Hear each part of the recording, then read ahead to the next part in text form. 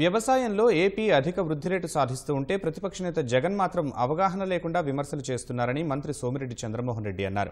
తిరుపతిలో చంద్రన్న వ్యవసాయ క్షేత్రాలను పరిశీలించిన ఆయన మరే ప్రభుత్వం చేయని విధంగా రాష్ట్రంలో రైతు సంక్షేమ కార్యక్రమాలు అమలవుతున్నాయని తెలిపారు. రాష్ట్రంలో ఇప్పటివరకు వ్యవసాయంలో 25.6% వృద్ధి రేటు సాధించామన్నారు.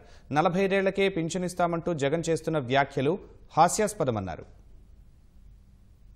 కంటే బలంగా ఉండే కర్ణాటక, తమిళనాడు, తెలంగాణల కంటే రైతుల విషయంలో మనం ప్రత్యేక శ్రద్ధ. ఫర్ ఎగ్జాంపుల్ మీకు ఒక్క విషయం చెప్తా. దేశంలో డ్రిప్ ఇరిగేషన్లో మనం ఫస్ట్ ప్లేస్లో ఉన్నాం, స్ప్రింక్లర్స్లో సెకండ్ ప్లేస్లో ఉన్నాం. ఇన్ని కార్యక్రమాలు ఈరోజు చేస్తున్నాం.